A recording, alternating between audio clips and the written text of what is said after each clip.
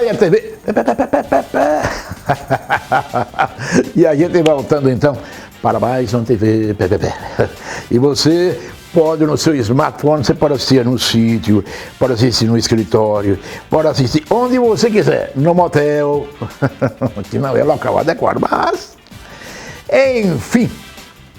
Olha, você sabe, eu já disse isso algumas vezes aqui, as polícias militares civil, elas estão unidas em um movimento só, que de forma correta colocaram o nome, Movimento Polícia Unida.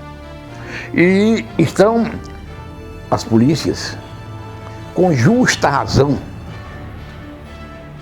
reivindicando junto ao governo do estado a adicional de periculosidade. Eu já disse numa reunião com policiais, o que vou repetir aqui. Olha, eu me lembro muito bem do querido e saudoso Marcelo Deda, quando governador de Sergipe. Deda foi, principalmente no primeiro mandato, porque no segundo ele já estava muito consumido pelo problema de saúde que o levou. Ele foi um grande governador. Deu à Polícia Civil, por exemplo, a meu pedido, o melhor salário da história da Polícia Civil. E aí tem as digitais de Deda, de Clóvis Barbosa, que à época era secretário da Casa Civil, e do seu amigo Gilmar Carvalho. Mas houve um momento em que policiais militares fizeram um movimento gigantesco, principalmente aqui em Aracaju, e chamaram de tolerância zero. Isso foi fartamente noticiado pela imprensa. Eu divulguei várias vezes. Pois bem, e eles tinham reivindicações justas, corretas. Mas como tinha havido esse movimento, e era movimento de rua, ele então decidiu que não atenderia daquela forma. E realmente passou um tempo sem atender. Só que depois, lá na frente, ele deu aos policiais militares que faziam as reivindicações da época todas as reivindicações que os militares estavam fazendo, todas, que ele dizia antes que não daria daquela forma. Só que quando ele deu, não teve apoio nenhum dos militares, porque quando ele deu, a corporação já estava irritada com ele. Ou seja, ele fez um bem, mas a corporação já estava irritada com ele. Dada a demora para o atendimento. Eu lembrei aos militares, aos civis, numa reunião, que o atual governador do estado ele pode passar por isso também. Porque o que é que estão reivindicando policiais, civis e militares? O adicional de periculosidade. Porque realmente as polícias elas exercem atividades de risco. São profissões de risco, a militar, a civil, ou qualquer uma das polícias, não importa.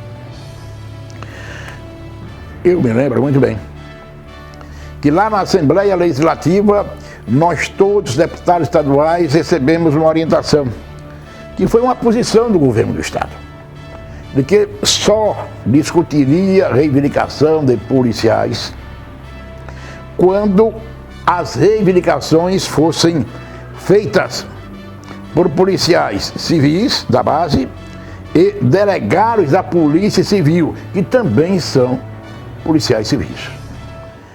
Na época não havia a união, isso na Polícia Civil. Aí hoje há a união, mas mais do que o governo disse na época. Não apenas entre a base da Polícia Civil e delegados da Polícia Civil, mas de toda a Polícia Civil com os militares. Mas mesmo assim o governo não atende. Eu estou lhe mostrando ofícios que nós protocolamos esta semana no Palácio do Governo do Estado, pedindo ao governador uma audiência oficial, em que ele possa me receber ao lado de representantes do movimento Polícia Unida. E estamos aguardando uma resposta do governador. No último sábado eu participei de uma reunião do movimento Polícia Unida que recebeu o soldado Prisco, deputado estadual da Bahia. O soldado Prisco, ele gravou esse depoimento para a TV PPP. Coloque no ar. Olá, sou o deputado estadual Soldado Prisco, da Bahia. Estou aqui na sede do Simpol Sergipe. Está aqui o projeto, a luta Polícia Unida. Todas as associações de policiais militares, sindicatos da Polícia Civil, delegados e agentes, escrivão, nessa luta em prol de uma única pauta. Isso é histórico. Parabéns para o pessoal do Simpol, parabéns para todas as associações que estão aqui em conjunto por uma única pauta, que é a periculosidade, que é direito de vocês. Façam a luta, porque lutar vale a pena. Também sobre esse movimento, gravou o depoimento Adriano Bandeira. Adriano, ele é presidente do Sindicato dos Policiais Civis. Bota o depoimento que ele gravou para este programa, agora. Estamos aqui com o deputado Prisco, que veio da Bahia, para apoiar o movimento Polícia Unida, e quero agradecer também a presença e a luta do deputado Gilmar Carvalho na Assembleia Legislativa, dando voz ao movimento Polícia Unida. É um momento muito importante para a gente, trazendo experiências de fora do Estado com o movimento sindical, com os movimentos de associações militares coordenados em todo o país.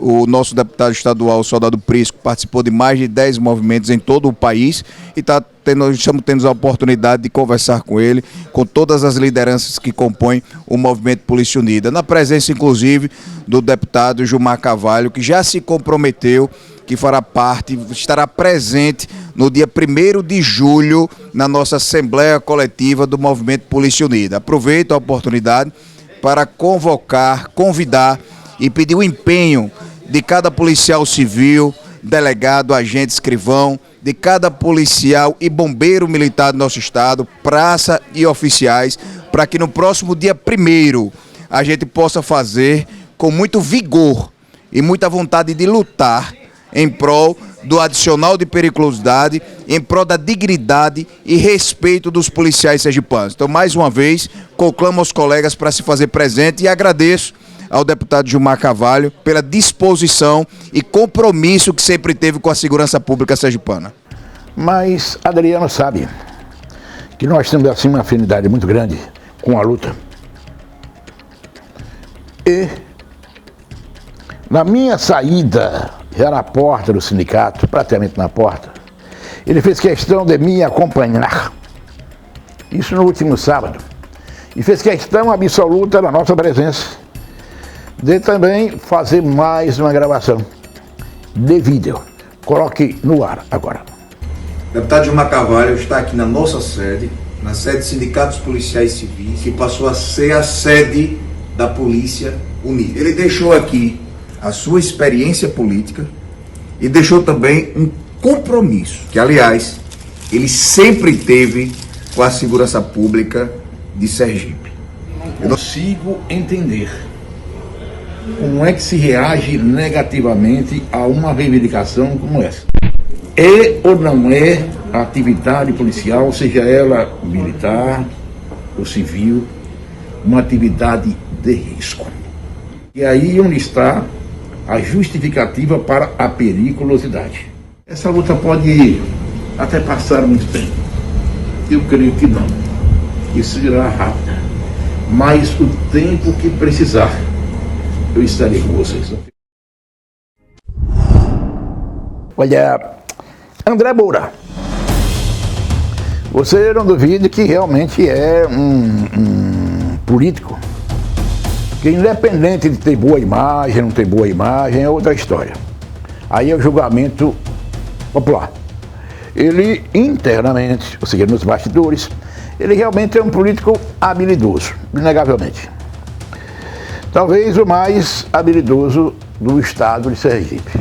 Eu sei que eu não digo isso pessoal, uma parte do pessoal se chateia comigo, mas como é que você diz um negócio desse, não sei o que, bom.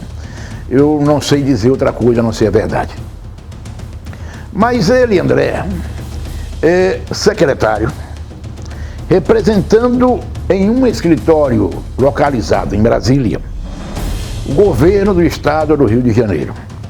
E nesse escritório há um número muito grande de servidores do estado do Rio de Janeiro, colocados pelo governo daquele estado, subordinados a André. É um escritório que funciona como uma verdadeira secretaria, com toda a estrutura. Rapaz lá do Rio de Janeiro gravou um vídeo questionando o que é que André faz pelo Rio de Janeiro para merecer o comando de uma secretaria. Pode ir no ar. Será que Cláudio Castro quer ser o 7º governador do Rio a ser preso ou afastado? Será que Pastor Everaldo, mesmo de dentro da cadeia, continua mandando no governador do estado? E quem é o secretário fantasma André Moura? Meu nome é Zema e eu te trago verdades, duras verdades. Ontem à noite a imprensa noticiou uma grave denúncia contra o sergipano e ex-deputado federal André Moura, que atualmente é o secretário na captação de recursos do governo do Rio, lá em Brasília. Olha só a ficha desse sujeito. Acusado por delatores da Odebrecht de receber propina, ex-alvo da Polícia Federal na apuração de crimes durante o governo Witzel. Respondeu na Lava Jato por desviar bens públicos, chantagear empresas, receber mesadas e indicar funcionários fantasmas.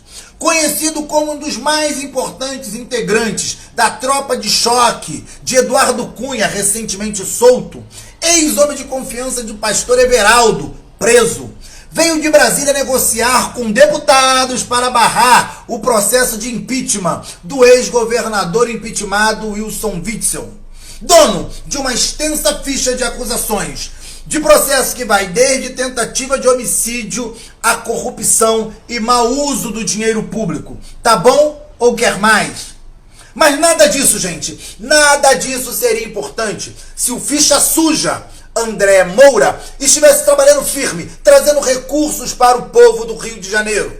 Dá um pulinho lá nas mídias sociais do secretário, antes dele tirar do ar, provavelmente ele vai. André Moura. Coloca aí, André Moura, e tenta encontrar um compromisso sequer nos últimos meses que ele tenha alguma agenda em defesa do Rio. Não tem nada, nada versus nada.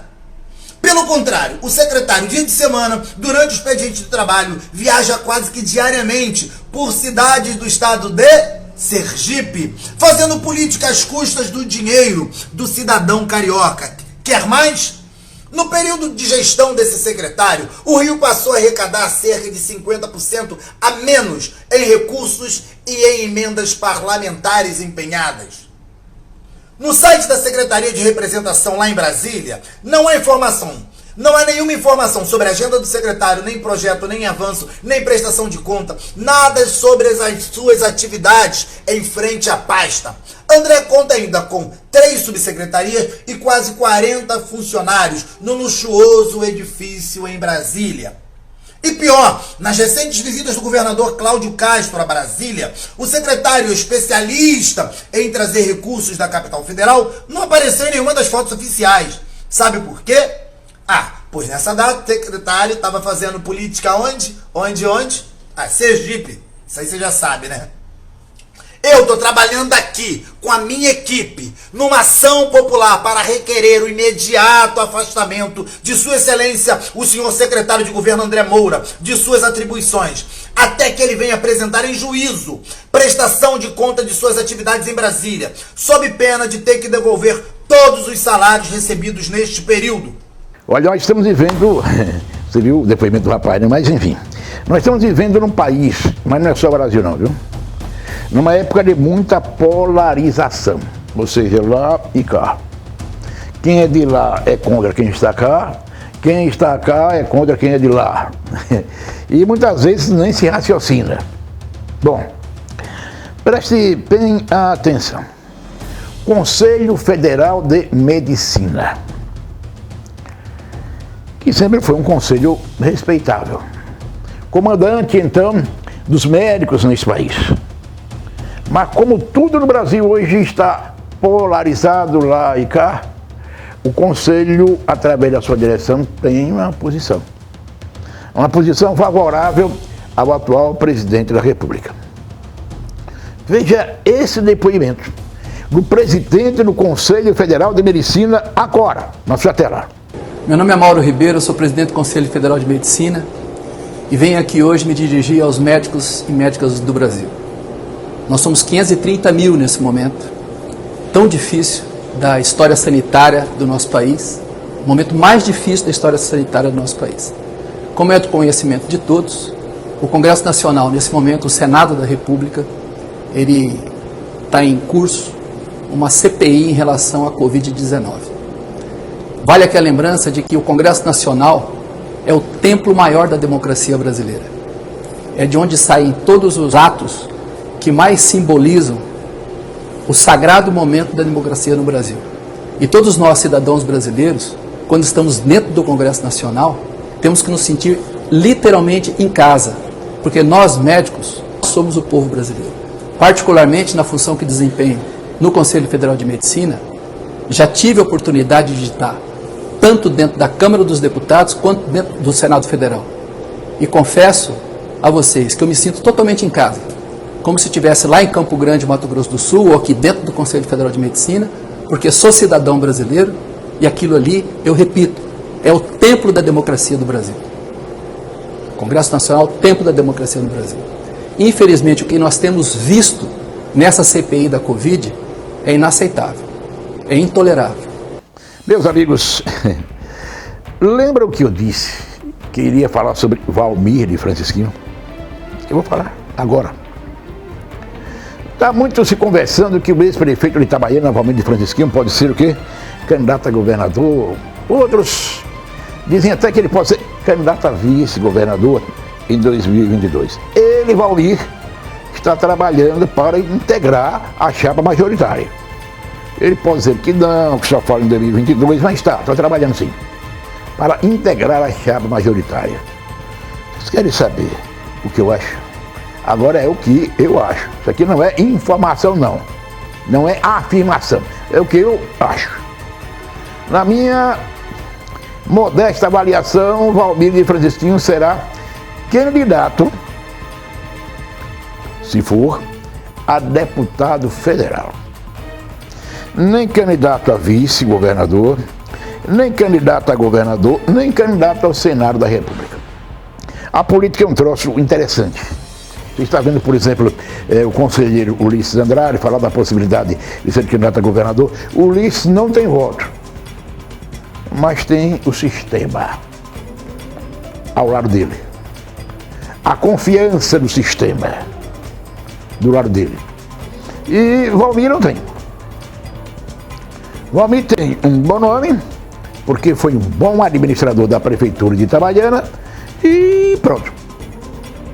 Além de ter um bom nome, vem do interior do estado. E Itabaiana, grande, não é Simão Dias. Simão Dias já teve governadores e outras pessoas que ocuparam cargos importantíssimos, inclusive o atual governador, ele Simão Dias. Então, Valmir de Francisquinho, você pode anotar aí. Na minha avaliação, ele não será candidato a vice-governador de ninguém, embora alguns queiram. Não será candidato a... Não é que ele não queira, não, né? Não será candidato a governador e não será candidato ao Senado. Ou seja, não vai integrar a chapa majoritária, na minha opinião. Ele quer. Na minha modesta opinião, Valmir de Francisquinho será, se for, em 2022, candidato a deputado federal. Olha a todos, um abraço, muito obrigado. Amanhã tem mais uma TV PPP para você assistir onde quer que você queira, tá? Um abraço, muito obrigado.